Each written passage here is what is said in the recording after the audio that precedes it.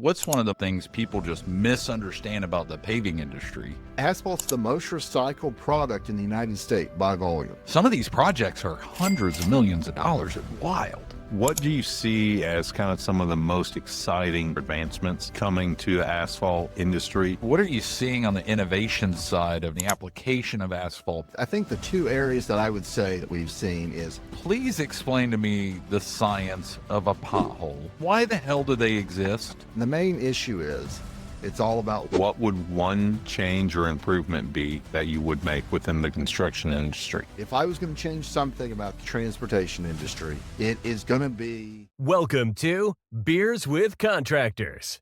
All right. Tradies, another week of Beers with Contractors. Terry, special cheers to you, sir. Cheers, Will. We now are like pro level. We have a Snap-on brand kegerator thanks to Terry and his wild moves on Facebook Marketplace. And we're still working the foam out, but I feel like a Viking with my big mug, Terry. Thank you. You know, I've been needing to get some bicep curls done, more than 12-ounce bicep curls, so I'm getting them today. All about the efficiency, Will. It's cheaper by the barrel. That's right. Well, we're going to figure out how clearly, what did the guy say, 200 cups, or what's the capacity of the keg? 100 or 200 10-ounce servings. So we're probably, 75% of the way through that since Monday. Yeah, so we should have that cleared out in the next 4 days. So, well, hey, listen, I'm glad we are done with our construction camp. We are exhausted. We had a blast. And through that endeavor, we suckered some of our good buddies on the podcast, but also these are people that we just love, and realize that we've got a few people, like industries we haven't really gotten into. And I was speaking to this guy at our office after the camp and just did not understand the vastness of the asphalt industry. And it's so cool. Like, I hate to think well, to be clear, I just want to measure everybody's maturity level. You and me, Terry, both. When you hear asphalt, you start to think, well, how many funny ass puns can we make up and things like that. Today, our guest, we're joined by Tyle North. He's the president of Atlas Asphalt. And this is dude, it's such a cool cornerstone business in the Oklahoma market.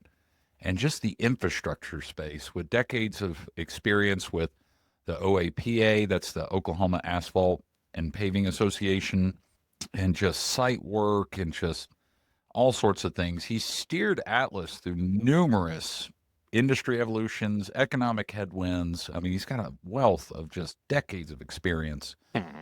He's also, under his leadership, has not only kept Oklahoma moving, but played a key role in reshaping how municipalities, commercial developers, contractors think about site infrastructure, and an overall world lover of concrete.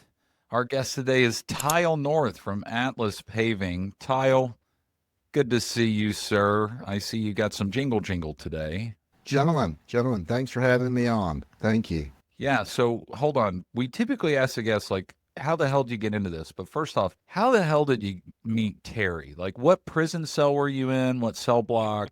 Well, I think part of life is being involved in charitable organizations, and there's this thing where it matches up folks that, need help, need a little bit extra in life, and it's kind of a mentor-mentee kind of thing, but after a couple of weeks, I thought it wasn't going to go anywhere, but I still like the guy, so we still hang out. But yeah, it was good. I hope he's, I hope Terry's doing well in that part of his world. Oh, so you met him at the school for kids that don't read books no good or whatever. Read good and stuff. That's right. Yeah. No, I take that back. No, Terry and I have crossed paths a couple of times. We are right across the street from OSU, OKC. So a couple different things. Obviously, the construction camp, Construct My Future was a big one, but just other things that we've been involved with through the Asphalt Association, OSU. So, yeah. Good guy. Yeah, so paving, let's just dive in, ground up. What you have educated me a ton, but what's one of the most things people just misunderstand about the paving industry? Because I can give my commentary, but man, it's a cool business. It is. Probably the one thing that we get the worst rap about, and we talk about a lot, is I always say that folks complain when the road is not great, They complain when we're fixing the road because then, traffic and cones and signs and all that. And then once the road is nice and new, you don't ever hear a damn word. So that's the life of a paver right there. Is we're hated and scorned, and then we're ignored when we do our job. But yeah, no, I mean we are infrastructure. Everyone is using.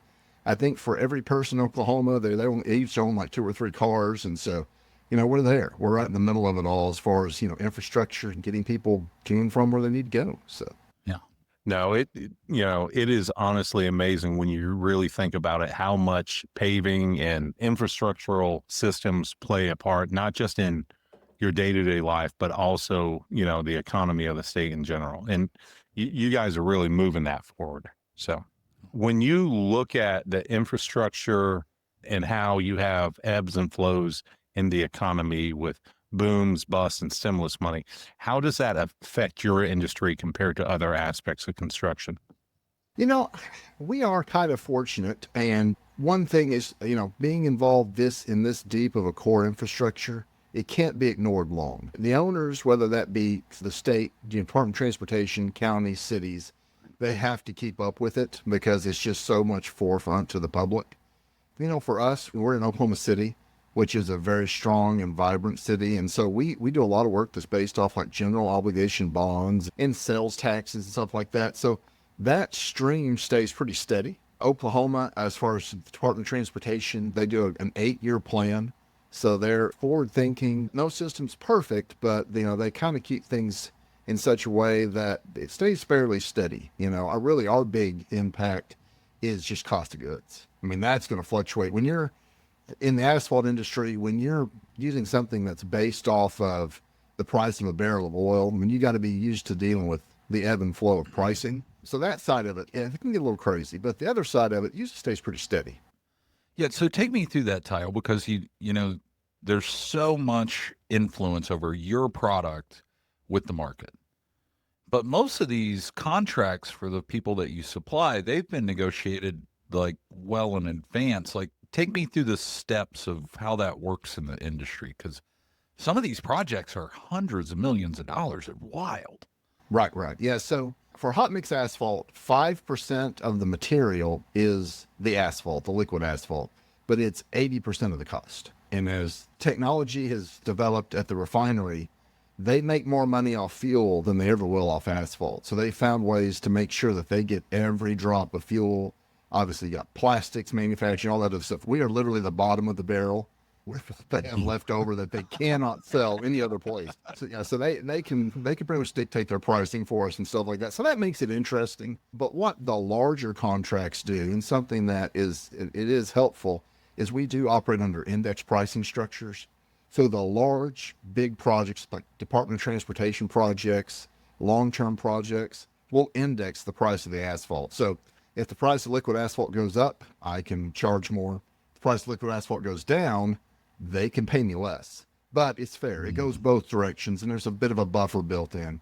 And that is something that's unique to asphalt, is the fact that we do index pricing. So that does help, and it allows you to, take care of the contractor, but also take care of the owner. So, Tyle, we were talking about if this question should be raised, and it has a chance of getting us canceled on whatever number episode we are. But can you explain why the roads get better as soon as I exit Oklahoma and hit any of the other states? Oh, shots fired. Shots fired. oh, wow. Yeah. So Terry, it goes back to the ancient Incan civilizations and, basically the curse that was put upon the Spaniard and the European conquistadors. And I figured out that Oklahoma, somehow we're in the middle of that. Got the worst. Okay. Yeah. We are the Bermuda Triangle of pavement. Everything, hey, let's be honest. Will has made his life on the less than stellar subgrade that we built everything in Oklahoma on. That just lined that man's pocket. So, but I can't tell you. I wish I could give you a better answer than, I don't know. There's times that it doesn't look great when you're rolling into the great state of Oklahoma. Yeah, but you know what, though? And this was so silly. And for the listeners out there, you've heard us talk about the camp. One of our field trips this year was to tour your manufacturing facility. Amazing. And yeah, it's larger than life. It's wild looking. And you think, yeah, you got your aggregate, you got your binding, and you put the goop on and roll it out and off you go. But no, like there's a lot of innovation that has changed in the last 10 years. You know, what are you seeing on the innovation side of just the chemical makeup and the application of asphalt? Because it's getting better. Like you said before, we're naive to it. We just drive on it and we bitch about when it's broken, you know? I think the two areas that I would say that probably in the last decade that we've seen is innovations on recycling products. We're recycling asphalt shingles. And in the state of Oklahoma, it just takes one tornado siren and a little bit of hail, and every house in the state's going to need a new roof. We're able to take those asphalt shingles, reuse them back in the asphalt accordingly. There's appropriate ways to do all this. Whether you can use ground tire rubber, we're doing some other things. We're actually just quoted a project that's using Kevlar. It's ground Kevlar that we can add to the mix. So we've seen a lot of innovations recently in what we would call secondary additives. So these are either chemical-based or they're material-based, and they allow us to get a better, stronger, tighter blend that's going to withstand the weathering. That's one of the things we've seen. So who's driving that change though, Tyle? Is it like the association, or is it the industry, or is it folks like Department of Transportation? Because somebody's got to take that risk. And who's driving that? So right now in the state of Oklahoma, it's a combination of the Asphalt Association, which is our industry members, and the Department of Transportation. And, we've been really fortunate to have folks that are in ODOT that understand pavement, understand the need for innovation, and they're allowing us to, within reason, we're able to use some new technology. We're doing test projects and stuff like that. But it's a partnership. It's a really good partnership. We've got a really good executive director at the Asphalt Association, Mr. Larry Patrick, and he's been in the industry for decades and is very technically knowledgeable. And that he's working well with the folks we have at ODOT to work through asphalt. And then you got the trickle-down effect. As ODOT works through these things, the municipalities and the counties, they'll adopt them, not immediately, but they will adopt them as it kind of comes through that process. Well, that's funny. It's like, well, we're just going to figure it out. Let's just throw some chemicals in there and, let's huff some fumes. It doesn't kill us. Let's throw it out there on the road. I'm kidding. I know that that's not the process. Will spent too much time underneath a house, and I'll apologize for him. No, that's fine.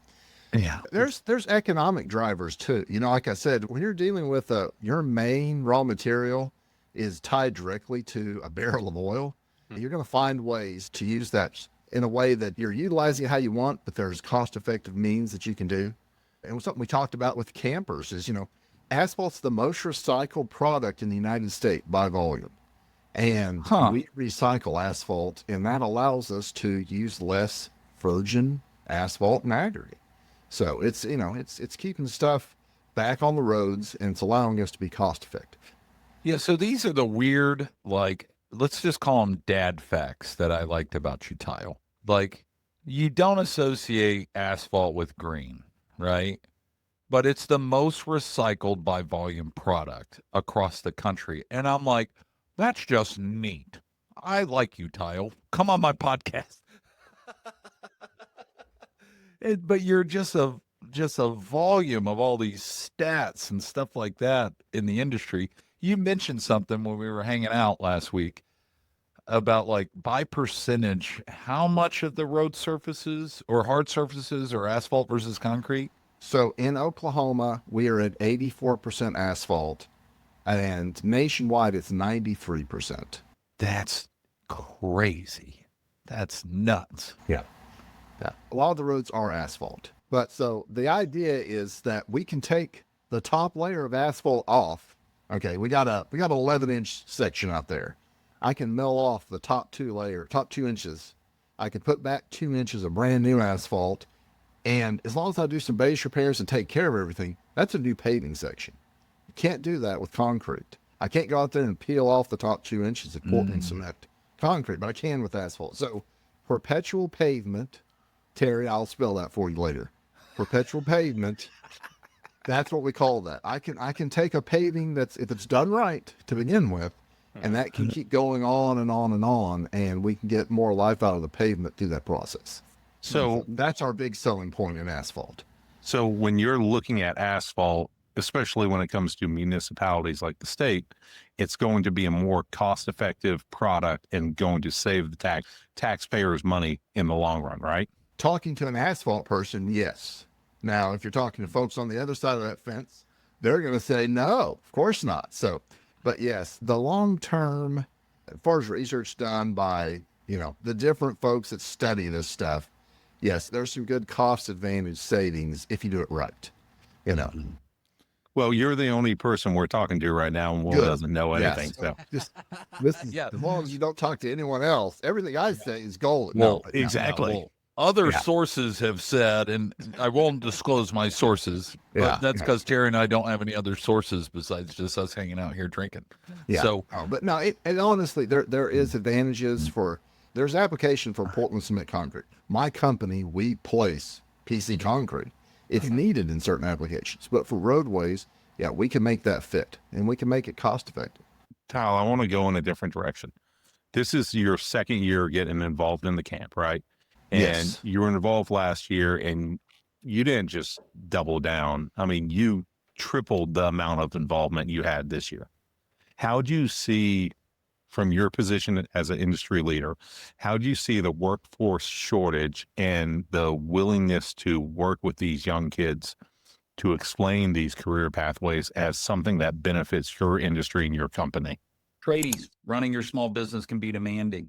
You got suppliers you got to work with, you're managing crews, hell, you're chasing sales. It's a lot to take in. Listen, if you want to grow your business, you got to stop working in it and you got to start working on it. So that's where my friends at Foundation Rescue Supply come in. You're not just getting foundation repair products and waterproofing products and air quality control products. With their nationwide distribution, you're getting a partner who knows how to help you scale. And that's why I use them. The Foundation Rescue Supply team has industry knowledge that'll help make your life easier. You get the tools, the trainings, the systems that you need to move the needle. You want your sales team to close more leads? Done, because they have the proven process for that. You need your crews to work smarter, not harder? Done. Their installation training will get you out there and rocking and rolling in the field. With Foundation Rescue Supply, you're not just buying materials here, you're buying a better business system that they have helped create. And you sell more, you install more, and you grow your team. So the bottom line is this: you get best industry pricing, you get field productivity on track, and you get more revenue out of everybody on your team. So this is your chance to step up, scale up, and thrive. If you are ready to make that happen, head to foundationrescuesupply.com, check out their catalog, and speak to my friends, their team, how you can take beyond the products with your company with Foundation Rescue Supply. So day to day, and I know other industries are seeing this. This isn't unique to us, but day to day, filling those positions that we need, it's getting to the point I'm almost considering it impossible. I hate to say it, but it's just so tough to find people that are willing to do this type of work. And because there's a stigma. I mean, let's be honest, there's a stigma about manual labor in construction. So for me personally, for the association, for our industry, getting this in front of young minds and letting them see that this is a viable career path, that this is a career path that you can make a good living at.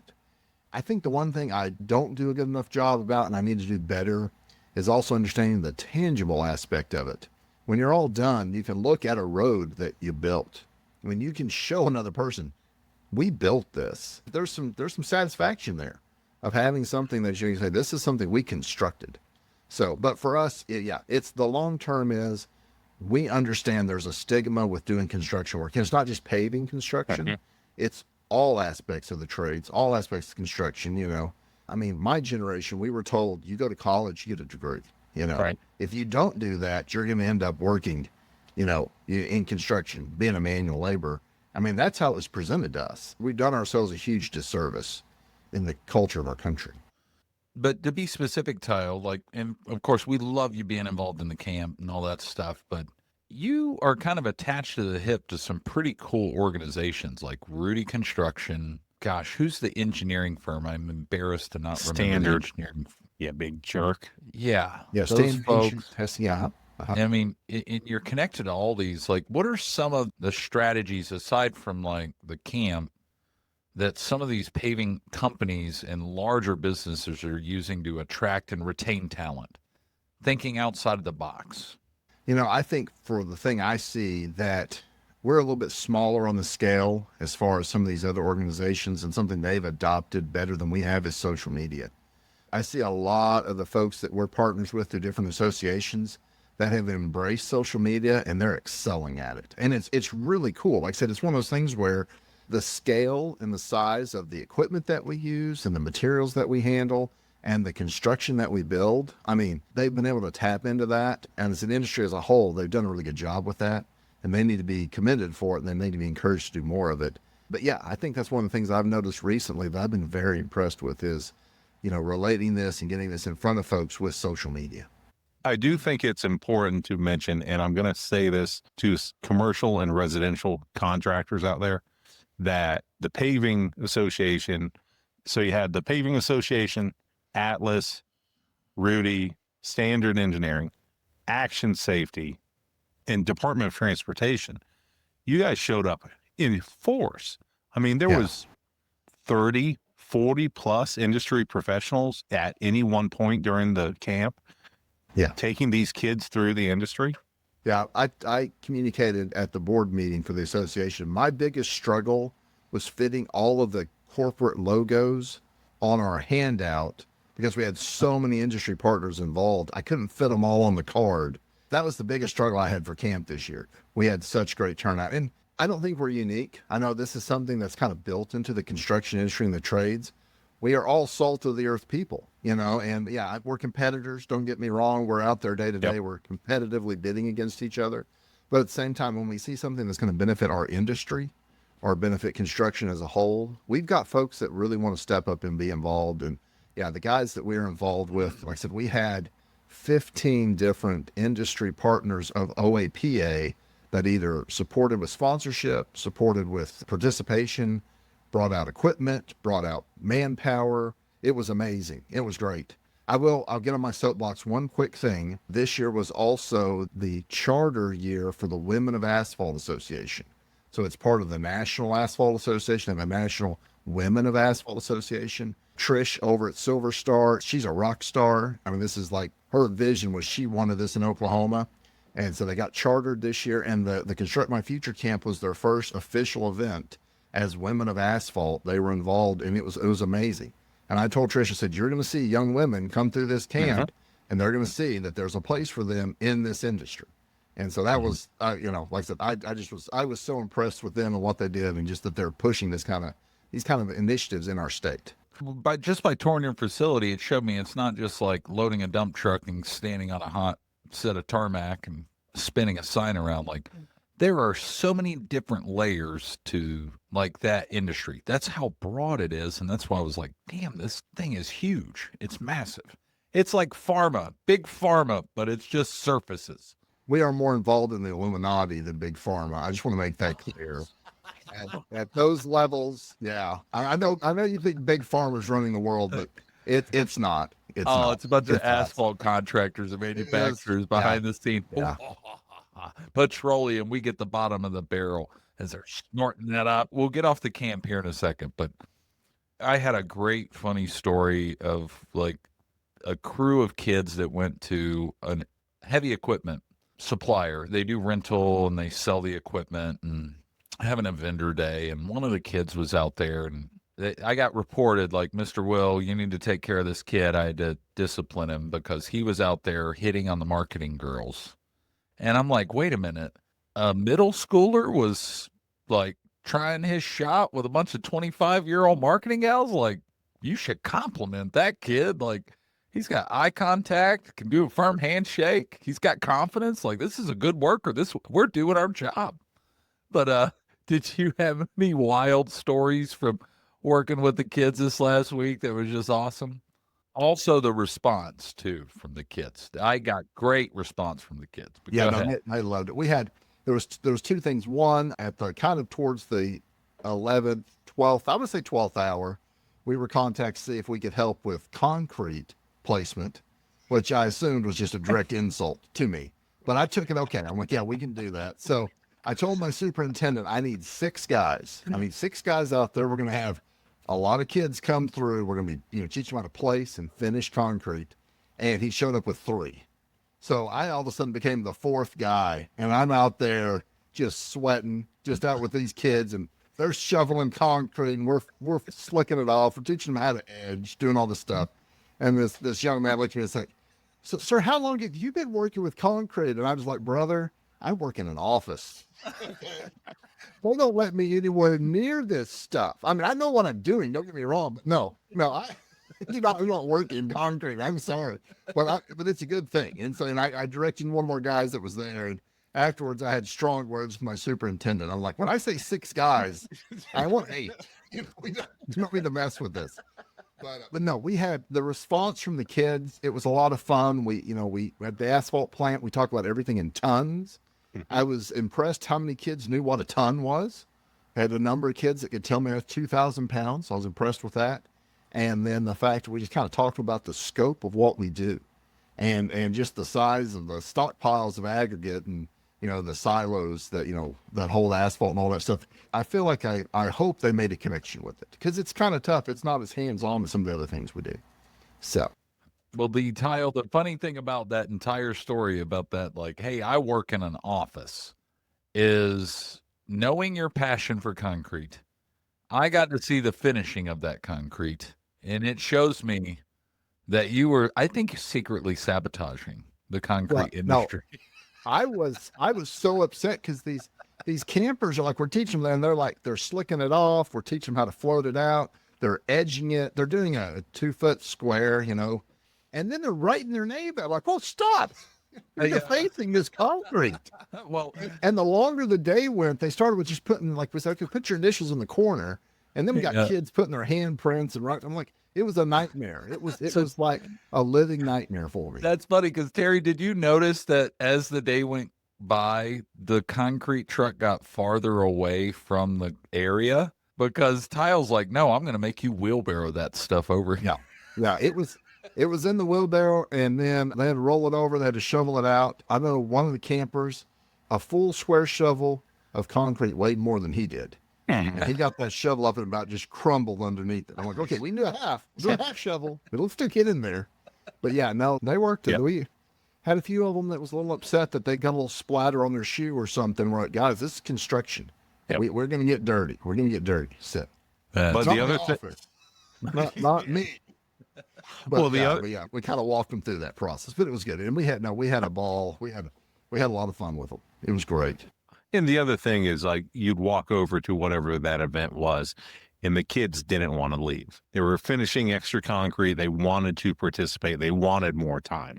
Yeah. We had a lot of fun with the whole traffic control. We had them doing relay races through the flagging operation, and we were demonstrating paving, and we did our edible asphalt again this year. We had a lot of good hands-on stuff for them, but we want them to engage. We want them to understand that this is an industry full of good people. And that's kind of part of what we're selling. It's not just the work, it's selling the culture. So now, to that point of engagement, I'm trying to understand, you used a graphic to help explain aggregate and asphalt that's used in the industry, and it involved an elephant. Now, was that specific to the kids, or is that what you're using with your employees? No. I wouldn't spend this money on doing this kind of work for the employees. They look hand drawn. Yeah. No, but we tried to relate to, everything's in tons. So an elephant weighs more than 5 tons. We got 300 tons of hot mix in a silo. It's 55 elephants. You stacked them all up. Just trying to give them a reference, trying to give them something to kind of engage with. Some of the stuff we do is real hands-on, which is great. I mean, they're getting in it, but some of the stuff, it's not as much hands-on as just trying to understand the scope of what we do, kind of understanding that. So yeah, I think it worked really well, but it's a shout out to some of our partners that were able to kind of help relate that with some cool signs. And so I was told I should frame these and hang them in the hallway or something. And you have seen this, and Tyle, I'm going to point this out.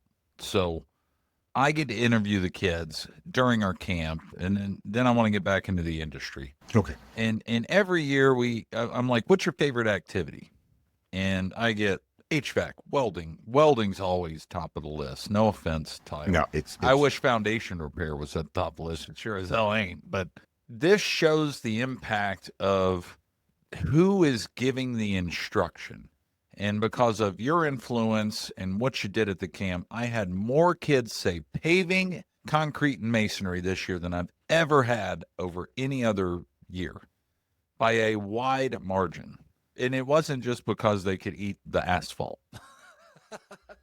which to those listening, we didn't feed kids like actual asphalt. No, Some kids probably ate it, but we didn't know. But they took ingredients and made it with edible ingredients, which was chocolate candy. Yeah, we did all sugar. Well, and I hope so. We really enjoy, like I said, we had on paving day, we had what we called production day, which was the day we did the plant tour, and paving day, where we did the paving demonstration and the traffic control and the edible asphalt. On paving day, I had 31 volunteers from the industry that were there interacting with the campers. Yeah. And I really think that made a big difference. I hope they got, I hope they made a connection and enjoyed it. Every picture that Shantae with OAPA posted, it looks like I'm yelling at the kids. Like I'm just like berating children. I'm like, could you not have picked a better picture of me? Looks like I'm just like giving them the riot at. And I probably was. I said, don't climb on the stockpiles. I like take the picture when I'm not doing that. But yeah. But no, we had a blast. It was a lot of fun. I hope it was a good experience. I hope it made some connections with some of the campers. So. It did. It absolutely did. I just got to reinforce that. So Tyle, as we're shifting back to industry, what do you see as kind of some of the most exciting changes or advancements coming to the asphalt industry when it comes to either technology or drones or AI or any of those things that might be applicable? And I'll be up front, there's a lot of industries that are more sexy than asphalt when it comes to this stuff. But a lot of what we have are ways to control quality. So it's simple things like GPS on all the equipment. And I know what you're thinking. Oh, that's so you can figure out if someone's driving too fast or if someone steals your equipment. It's not, but it's not that at all. But when I'm placing asphalt and my compactors are moving back and forth, they have to evenly cover that mat of asphalt.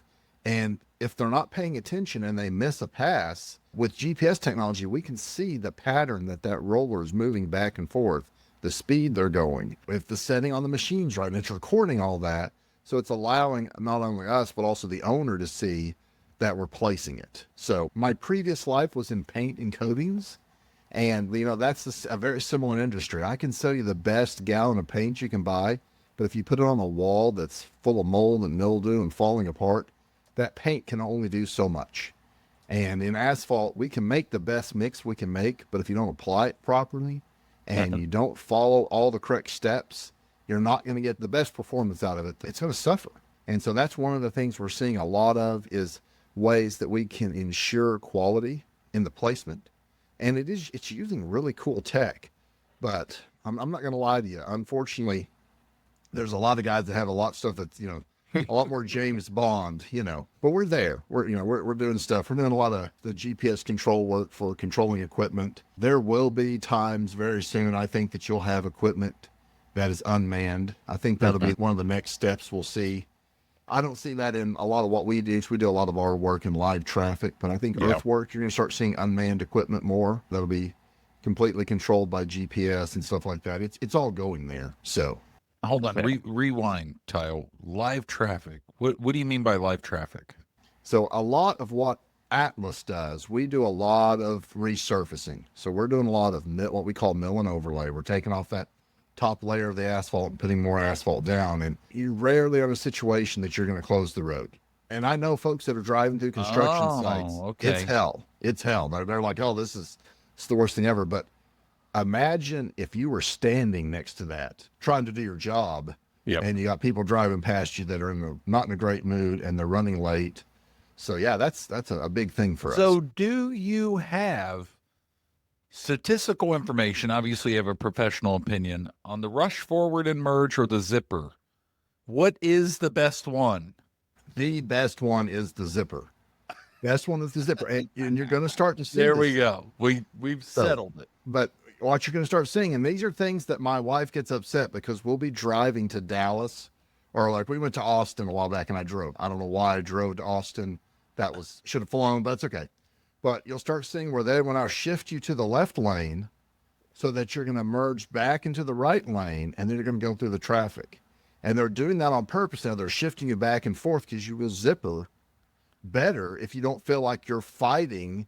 If we're all in this together, this is the psychology of traffic control. So you're going to start seeing this more and more. But yes, we need to zipper.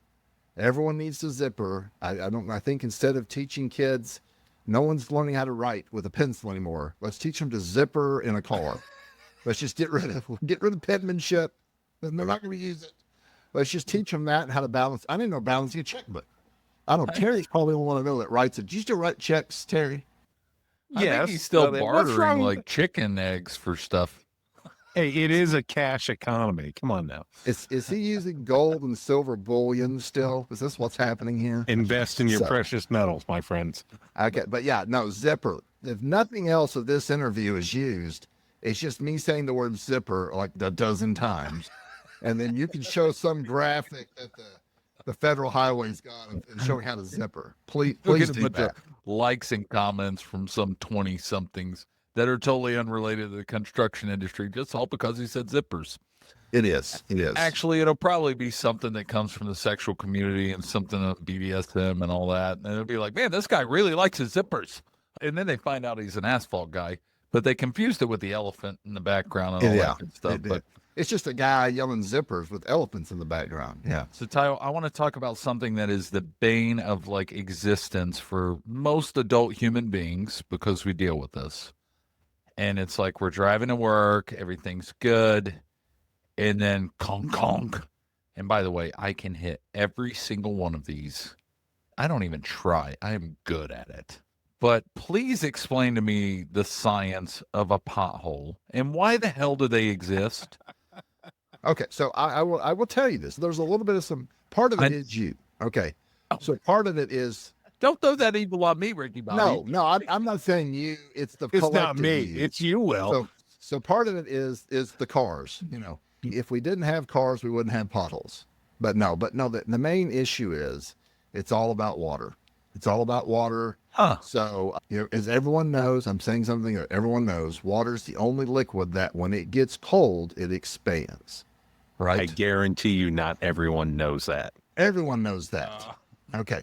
So, and it happens even in Oklahoma, as temperate as our climate is, when it gets cold. And guess what happens when it's cold in Oklahoma? We're having precipitation, right? We don't have any dry cold in Oklahoma. It's wet, nasty cold. And so all that moisture is in the pavement. You have some type of failure, and it's going to get that moisture, and it's going to expand. And the force it creates, just remember, that's the greatest solvent on this planet is water. The Grand Canyon was cut with water, So you've got water eroding, getting in places, freezing, expanding, and that's going to create that. And then it's the car. So as the car tire is striking the pothole, it's degrading the edges, and it's going to continue to grow. So if we didn't have cars and we didn't have rain or snow, you'd have no potholes. Life would be perfect. So with that, by the way, I love that science and explanation. It's Do you there. remember when Domino's Pizza went through and they were like, we're going to fix potholes? Did that make your brain explode, Tyle? No, I thought it was pretty clever because it is hated by it's hated by everyone. Everyone hates a pothole. I have seen folks that have been turning them into artwork and filling them with epoxy resin, and I've seen folks doing all kinds of stuff with potholes. So, but these are the same people. Just remember that when we fix the road, are going to complain that everyone's driving too fast, and they didn't drive fast when the road was full of potholes. So just remember that. So yeah, That's funny. That's the deal. So the industry, you've seen decades of change in the industry, and like obviously AI's coming into play, automation, just all sorts of cool things. I didn't realize about the fact that you guys were recycling roofing materials, for crying out loud. Oh yeah. So what are the big, like, wild changes and shifts, not just from our local region, but from a national level? Because you're tied into a national, association. What are some of the big kind of 90-degree turns you're seeing in the industry that's going to take over, a lot of our infrastructure in the United States, which is mainly roadway driven? Yeah. So I think the big thing is going to be autonomous driving. I don't know if you've noticed, but the state of Oklahoma has had road markings designed for autonomous driving for almost a decade now. So if you're driving on major highways and you see the white-black combination stripe, this is our good friends at Action Safety that do this. That is a standard that was developed so that autonomous cars can recognize where the lane is. And the cars are getting better at recognizing that. So, but our industry, we are having to shift. And that's something that we're talking about ways, because now all of a sudden you have to make sure that the surface of the roadway and the stripe can be a contrast, and that there's ways to make sure the stripe will last longer. So it's not something that directly affects Atlas, but in our industry, that's going to be a big thing, especially when you start seeing autonomous freight. So And you start seeing, trucks that are driving themselves. So that's crazy. So I've got a friend of mine, Cole Stevens. He owns a freight company, a family-owned company, and we talked about this, and they're like, yeah, there's more autonomous freight going on with ghost riders in the driver's seat. They're just not driving that you just don't know about. Yeah, yeah. And I've tried to look for them, and it freaks me out. And I don't think it's a bad thing. I mean, we got to get goods and services from one area to another, but like, I didn't even think about that, but like, how is that changing? Because obviously, well, first off, I'm a self-proclaimed shitty driver. I am awful. Terry has been trying to convince me to get a Tesla for forever, not for the sleek, cool tech guy look. It's for my own safety. Well, and the safety of those around you. My employees would want you to be driving a Tesla. Yeah, I'm well, not gonna lie. let's be honest. Yeah. We could care less about you, but you on the road is a danger to all of us. And Well, anyway, to disclosure to our 5 listeners, all of our offices are within a quarter mile of one another. Yeah. So, yeah. So that's a valid case. But Okay. So here's another thing you don't think about, and we're on a rabbit trail, but most of the infrastructure for paving is paid for with taxes. Okay. And a lot of that is fuel taxes. So now the debate across the country is, what do we do with electronic vehicles that are not purchasing fossil fuels to run up and down these roadways? So now they're talking about, well, how are we going to do that? And then here's another thing, Oklahoma. So we're the crossroads of the United States, right? We got I-40, I-35. We have trucks that will fuel up in Texas or Arkansas, drive the length of our state, east, west, or north, south, never once spend a dime in the state of Oklahoma, and destroy our roads, because they have to move through Oklahoma to get east and west, north and south. So that's a debate we're having. How do we keep up with infrastructure when our source of revenue is going to decrease? I mean, that's the initiative right now is they want us to get away from vehicles that run on fossil fuels. So how do we fund the roads that those vehicles will still drive on? well, to that point, the registration for our electric vehicle does have a road tax It does. portion in there. Now, does that actually go to where it's supposed to? That's the counting of the state. There is a portion, but some folks would say it's pales in comparison to the amount of tax we pay at the pump. So, it's one of those things. So there's some interesting, when we talk about new advancements in transportation and how it affects this industry, there's some interesting debates going on right now. well, so Kyle, though, like, I want to get back into autonomous driving. This shit, it just blows my mind. Like, it's coming, and the paving industry is so symbiotic with Department of Transportation and the requirements said for Department of Transportation. And like, I feel like you guys, you have to do what the market and Department of Transportation are doing, but there's so much trifecta in there between technology and like what people are going to do, and then what Department of Transportation tells you can do versus what the contractor says, "Yeah, this is what we have the capacity to do." Like, who's in control there? Because it's wild to see just all this innovation happening so fast. Yeah, and it's a struggle. You have a lot of stuff being mandated on the federal level, which, they're doing their best to try to make things as congruent as possible across, a vast land mass that is the United States. A lot of states obviously are controlled at their Department of Transportation level. We're fortunate we're in a good state. There's some states that's a real struggle with what they can and can't accomplish. So, I mean, we're fortunate in Oklahoma. I will say point blank, the Department of Transportation in Oklahoma has got us in a really good situation, and they are moving in the right direction. But yeah, no, there's a real struggle there with how we do it. For us in the industry, we have ways that we can give input to how standards and specifications are written. But when it's all said and done, when I bid a job, I'm given the standards, I'm given the specifications, and I have to meet those. As the contractor, that is on me. So it's interesting. I mean, we have a seat at the table, but in the end result, we're building something for somebody else. It's just like any other trade, you know. You got to do it right, you know. And that's one of the things we've had conversations with recently when we're talking about this is how do we get, you know, our membership to understand that it's good quality construction that's going to keep the asphalt portion of this industry vibrant and flourishing, is doing our job and doing it really well. So, Tyle, if you had an unlimited budget, right, and you were king of the world for a day, what would one change or improvement be that you would make within the construction industry? In paving, You're king, whatever you say, boss. The king of paving. Ha, ha, ha. king Oh, wait, he's king of the North because his Oh. name is Tyle North. Ooh.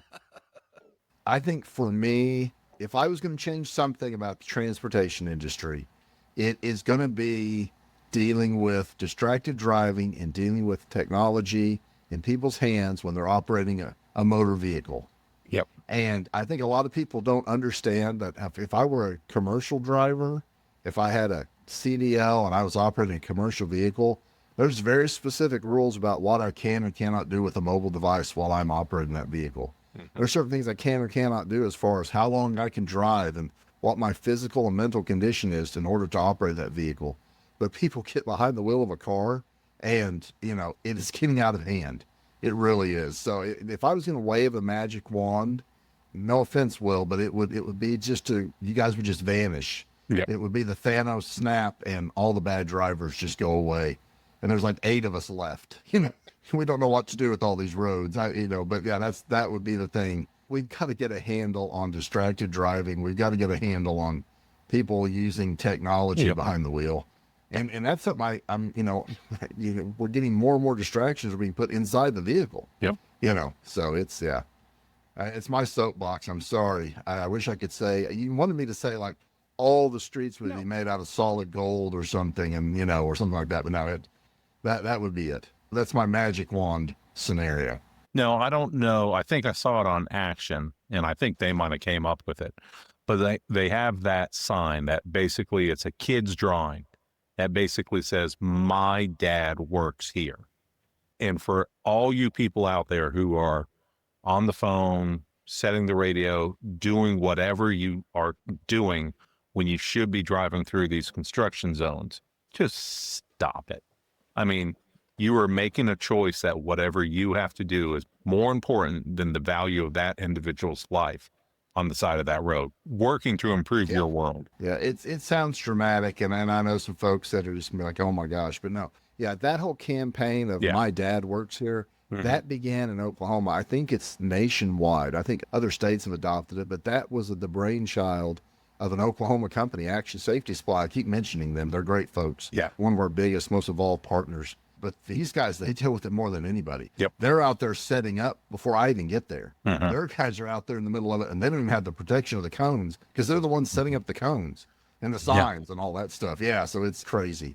But yeah, it's a big deal. And there's initiatives in place that teenage drivers in the state of Oklahoma, you can take an online course, and it talks about roadway safety. It talks about elements of construction.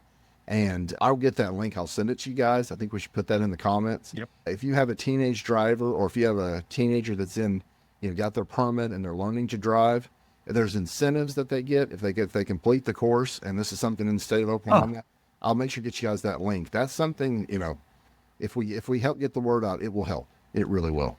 There's not enough credit given, and I'm glad you mentioned that because, well, Terry, you've heard me talk in the past about more cowbell.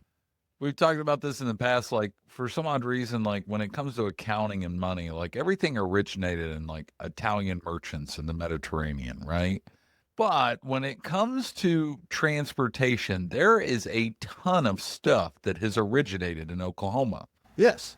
Yeah.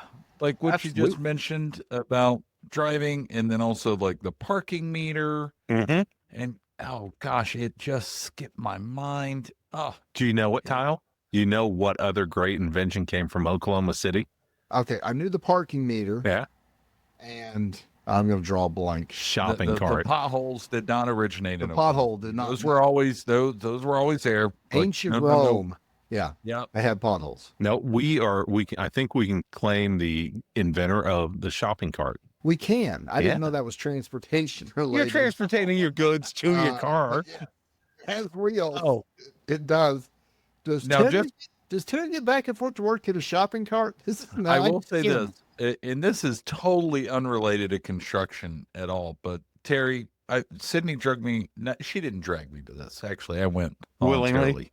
Yeah, it was Judge Ginsburg. Not memorial, but a dinner in commemoration of her achievements after she passed. And I found out, and this is so fitting. Pull your beer up, Terry. That the women's right movement started in Oklahoma in a federal level, mainly because men were upset that through a screw up in the law writing that women could buy beer at 18, but men had to wait at 21, and the only beer available was Coors Light. Or Coors. It wasn't Coors Light, it was just Coors. And so the men filed a suit against sexual discrimination in the law. And then because that case was won, it then went to equal rights across the country. So there is just so much crazy laws and initiatives that are originated out of the state. And I say this from somebody that I'm not from here, but it's like, it's cool to hear like all of this. So Oklahoma all right. pride. Tyle. We get to prep you. Let's see how good he read the prep notes, which, by the way, I kept screwing up his email on the prep notes. But we always ask our respected guests this last question. I'm known as screwing things up. My team knows I am the patron saint of fucking it up. But if you're going to screw something up, screw it up so bad that you can brag about it. So what's a screw up that you made in your career, Tyle, that at least you could share with somebody else and say, hey, I messed it up that bad that at least hopefully it helps you. I got a call from John Doyle. He's since retired. He was the city engineer for City of Oklahoma City. I'm sitting at my desk doing stuff. I get a call. I answer. We have a little bit of chit chat. And then he tells me that he's contacted the City of Oklahoma City police because they're going to have to report us for grand larceny. And I was like, okay. And he's just deadpan. You'd have to know John. He never got excited. He never raised his voice, never lowered his voice. It was just the same every time. And I said, okay, can I ask what's going on? He's like, yeah. He goes, you stole city property and we know about it. We're going to come after this. And our crew, we were working on 2 miles section up on Memorial Road. There's the frontage road of Memorial. And I know this. I drive this all the time. It's from Council to Rockwell, and then from Rockwell to MacArthur. 1 mile was hold on for context. Yeah. This is eastbound, so the south side of Memorial Road, right, of the turnpike. And we were doing 2 miles. Oh, wait a minute. Did you say Council to MacArthur? Council to well, yeah, there's 2 miles. Council to Rockwell to okay. So yeah, you got 2 miles of roadway. Yeah. And so 1 mile was mill and overlay, and 1 mile was just overlay. And our guys milled the wrong 2-lane mile road and took up 2 inches of asphalt off a city street. And I'm saying this happened 15 years ago.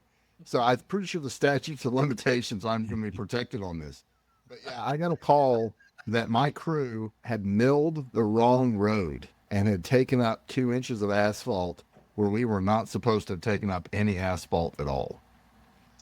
So yeah, that was a tough one. That was an interesting conversation. So we had to do a little creative work on getting that fixed without costing the city of Oklahoma City any additional money. And they were willing to work with us. But yeah, it's one of the biggest ones I've had to deal with. I can say personally, I did panic. I went back and checked all my paperwork. I had the right section of roadway marked. I did the very first thing everyone does in that situation is I covered my own ass. I went back and made sure, like if I screwed up, I was going to start shredding documents and burning stuff, but It's like Enron. thankfully I had the paperwork was correct. That's all I can say. Thankfully I translated the paperwork properly. But yeah, that was a fun one. Yeah. So hold on. What year was that, Tyle? That was 15 years ago. So yeah, that's So hold on. To be clear, I've been on that road. yeah. Obviously a lot. Yeah. That thing is smooth as glass, man. Still to this day. You got it, bro. Well, that's because we milled off. That's what I Part told that them. didn't need to be That's milled. the kind of rich, we doing that milling, we're getting a smoother ride out of it. Oh, trust me. Yeah, it was wow. I enjoy that screw up on a weekly basis. I love it. That was our best. Yeah, that's not the phone call you want. I'm just going to tell you, if you ever get into asphalt paving, there's a few phone calls you don't want. That is one of them. That could be the biggest screw up by tonnage that we've had so far. Yeah, financially, that takes a cake. Like Ben Bigelow had a pretty big one on a residential level, but not on a commercial level. Yeah, that was not a fun day. Not a fun day at all. Oh man. Well, Tyle, listen, you're a champion of the industry. We love you. Like I know that you fit a specific commercial niche, but you're connected so much in the industry. You know so many people. If anybody out of our 6 listeners, 5, 6 of them, including my mom and dad, want to get a hold of you, like, how do they reach you? Well, probably the easiest way is just to look us up. We're at atlaspavingok.com. All my information's there. You can reach out, contact us. We don't do a whole lot of advertising. I mean, most of our people that we work for is all competitive bid, public entities. So we're not renting billboards or stuff. So I'm sorry, we're a little low key on that. But yeah, atlaspavingok.com. If anyone has anything to do with paving industry, I'd love to get them connected with folks, help out any way we can. We've got great resources. And like I said, it's something we're all affected with. Commercial lots, city streets, driveways. Yeah. So yeah, reach out to us that way, and I'd love to help if I can. That's awesome. Well, to you tradies out there, hope you had fun with us today. We had a blast just shooting the breeze with Tyle. He's one of our good friends. We're all kind of neighbors, and I know some of you guys are national, and we're sitting here nudging up against one another within a quarter of a mile. But Tyle, you're awesome. Appreciate you guys. Terry, appreciate the new keg, sir. Appreciate that. Appreciate you guys and our new subscribers. Be sure to like and subscribe. We'll see you next week on Beers with Contractors. Appreciate you. See ya. And that's a wrap for today's episode of Beers with Contractors. We hope you enjoyed our chat as much as we did. Before we say our final goodbyes, a friendly reminder. Beers with Contractors encourages responsible drinking. If you choose to enjoy a beverage during our time together, please do so in moderation and only if you're of legal drinking age in your country or state. Furthermore, the advice and insights shared in this podcast are for informational purposes only. Always consult with professionals and experts in your field, and be sure to follow local laws and regulations regarding licensing and permits. We're here to help, entertain, and inspire, but your safety and compliance are important. So, as you head out into the world of construction and contracting, remember to build responsibly and make decisions that stand the test of time.